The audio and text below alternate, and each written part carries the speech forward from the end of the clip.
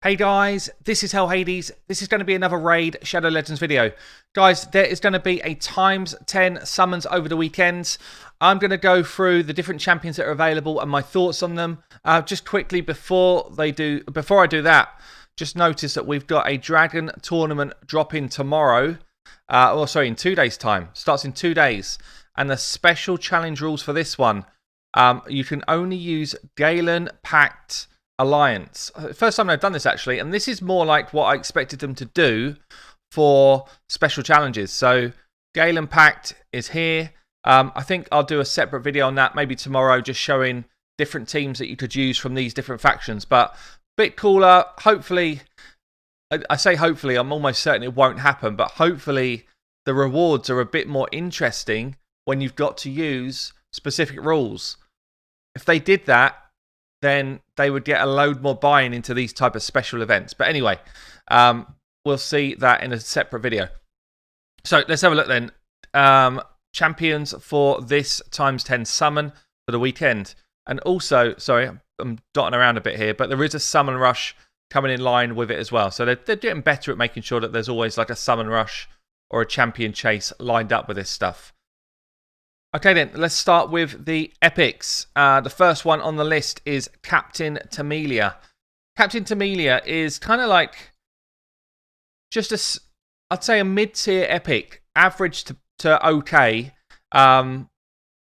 She does have like potential to carry your team in different areas of the game, but she's not a hard-hitting champ. And I'd say compared to a lot of the other carries out there, she's not going to be the one that kind of really dominates your team setups. She's got an A1 which has got continuous heal, which is kind of nice if she gets a crit. So she throws out one heal. It's quite a nice A1 actually. She's got an A2 which can book down to 3-turn cooldown. Increased defense. That's a great ability. Heals all allies by 15% of this champion's max HP. So she's got a high base HP. You can stack her HP into a good level. This ability's fine. You kind of wish it would do damage as well or something, because at the moment, compared to some others out there, it feels like it's just missing something. But, you know, an increased defense buff is always strong. If you're trying to take down something like Spider or any dungeon waves and you're struggling to stay alive, this ability is big. She's also got an ally protection on all allies except this champion for 2 turns. 4-turn cooldown. So again, like if I compare it to other people with ally protection, really, you'd want it on a 3-turn cooldown to make it much easier to use for clan boss. And you want something else alongside it. Like either she does damage while she throws it out, or she puts some sort of other buff on herself. You know, it just feels like her abilities are just lacking something. So for me, not the best epic in the game, really. Okay, so next one is actually going to be Mausoleum Mage. Originally, I had Steel Skull. They just changed it. You know what? I prefer the change. Mausoleum Mage is like awesome in this game. He's such an underrated champion because he doesn't hit hard. So people are like, overlook him.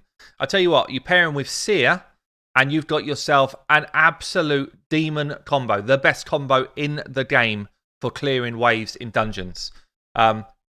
So he's got this A2 which places 3 buffs on the whole team. Block debuffs, increased crit, and increased defense. It's a huge ability. This is the best ability in the game, bar none, bar no other champion in the game, to enable your defensive champions to hit hard. So you're giving them 30% crit, you're giving them 60% more defense, and defensive champions scale off of those 2 things. This is the single best ability to make defensive champions nuke. So very cool, A2. He's got an A1 which has a decreased speed on it if you put accuracy into his build. 50% chance to land, so that's quite nice for stuff like Spider, Fire Knights, etc. And he's also got remove all debuffs from all allies, so full cleanse. Heals all allies by 10% of this champion's HP, which can be pretty high. He's got a good base. Heals for another 10% if more than 1 debuffs are removed. And fills all allies' turn meter by 15% if 2 or more debuffs are removed from that ally. So huge amount of stuff going on here. You've got healing, you've got turn meter gain, you've got cleanse. Really strong ability. Yeah, Mausoleum Mage, absolutely awesome. If you don't have him, he's actually worth pulling some shards for, I think. So, yeah, really, really solid champion there. Next one up is going to be an orc, and it's going to be Vrask. Where are you, Vrask? Vrask is very strong for faction wars for this team. For most people, if you don't have a Warlord, he's going to be your main healer for orcs. And in faction wars, you kind of need that healer champion. So really, like decent champion. He's got a heal on his A1. You actually want to try not to book the cooldown on his A2 because really you only want to be using his A1. Works very well in Relentless Gear. He heals for 20. He heals from the damage he does. So his passive is heals all allies by 10% of his max HP when he inflicts a crit. So in fact, his damage means nothing. It's just 10% of his max HP when he crits. So you just want to smack his HP high. You want to get his speed high. If you can get him in a Relentless set as well, perfect. Because every time he does a hit, providing you get his crit rate up to 100, he's going to give them all 10% of his max HP. It's quite a big heal. But you need him moving quickly, and you don't really want this ability to go at all because you get turn meter from his A1. So he's an interesting champ. I feel like he lacks a bit of utility, to be honest, but he's a good healer. He's a good healer for the faction, at least. Let's move on then to the Void champion for this event, and that's going to be Cardinal. Spoken about Cardinal. She's been on quite a few of these times 10s, actually. Spoken about her quite a bit. Insane base stats. Insane for faction wars for this group. She's got revive all dead allies. It's a signature move, and she revives them all with their max turn meter, which means they definitely will go next.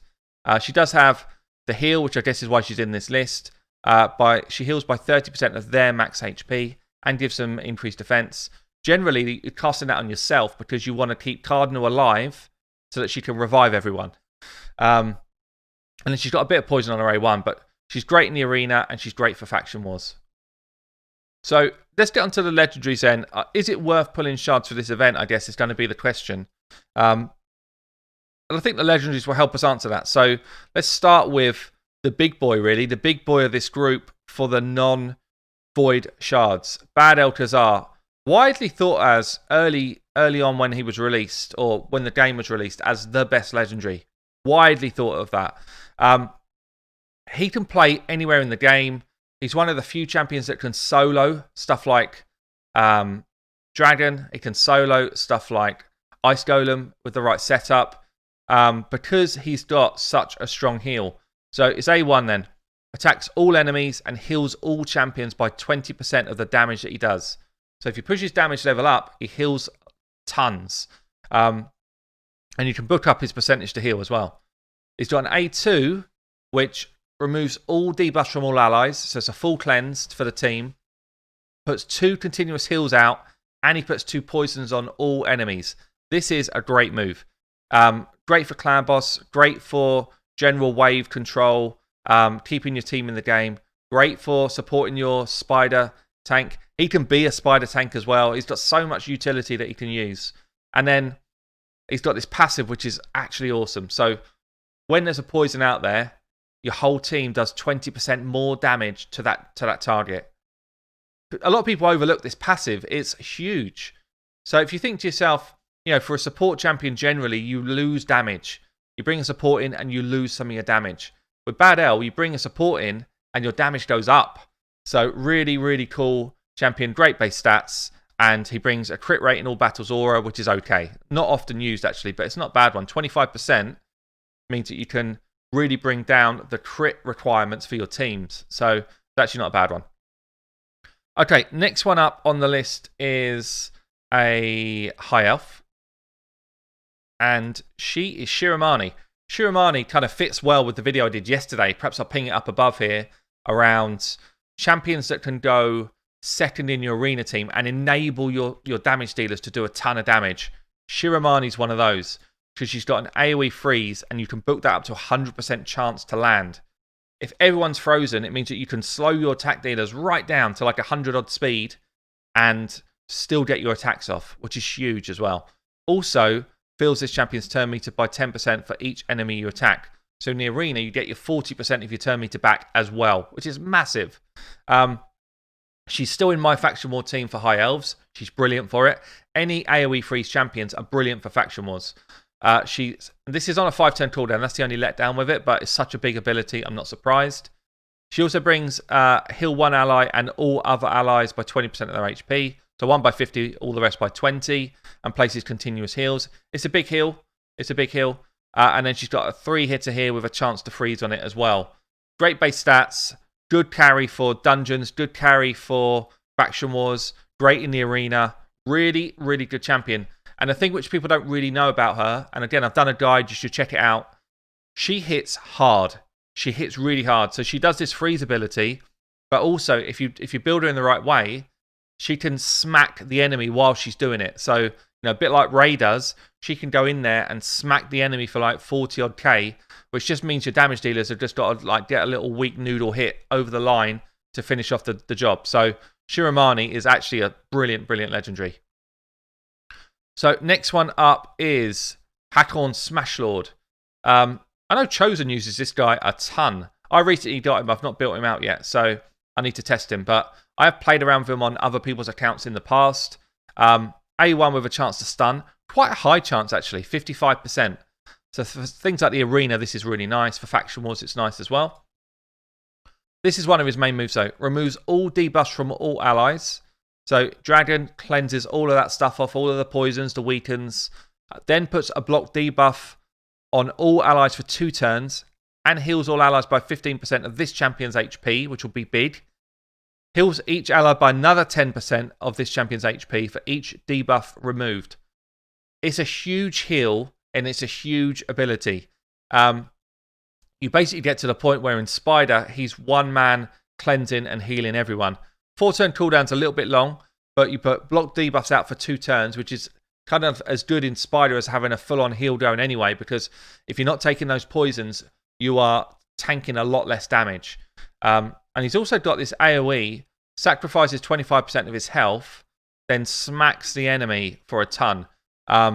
It's always a normal hit though, so it can't crit. If it could crit, this ability would be awesome. But it can't. It does a decent amount of damage. But yeah, I don't know. It used to be like sacrifice 50% of his health, which was way worse, by the way. He's got good base stats. He's a good champion. Not crazy, but good. And then the last one up is going to be the Void Legendary, who is a game changer. Top tier in almost everything he does. He's top draw. I was so lucky. He was my first Void Legendary. I didn't know he was good when I got him. And at the time, he was kind of widely thought of as the clan boss go-to. And he still is really good in clan boss. He's got kind of like a Vizier style A1, which extends debuffs. He can only do it once, though, and it doesn't land as often as you think it should, with 40% chance to do it. So this is why he was widely thought of as a clan boss champ. He does have block debuffs, which can work for blocking out the clan boss stun. So this is quite nice as well if you speed tune him right. It also does a really good heal and puts a shield out. So you heal for 25% of their health, and you shield for 30% of this champion's health. It's a huge ability. It's like an absolute game changer in the arena. It turns the tide from nearly dead to we're back in the game. Because you get block debuffs out at the same time, it's just a massive ability. It's a shame block debuffs doesn't apply before the rest of it, because it can lead to being frozen against people like Torments and stuff. But really strong ability. For this faction, Warlord is massive for Faction Wars. Like, absolutely huge for boss fights. And with all of that said, I still haven't even got to his main ability yet. So he has got 100% chance if you book him to put everyone's skills on cooldown that you fight. So if you get him to go second in your arena team, he locks out everyone. In Faction Wars, he locks out that Valk Wave. He locks out Cephalias, all those sort of guys. And he puts their skills on maximum cooldown. So if a skill's got like a 4-turn cooldown, they've got to wait 4 turns for that to come back. It's a huge, huge ability. You can put this down to 4 turns as well. So it actually comes back relatively quickly. This is his main ability. At the same time, you also get a 60% chance to whack everyone's turn meter down to 0.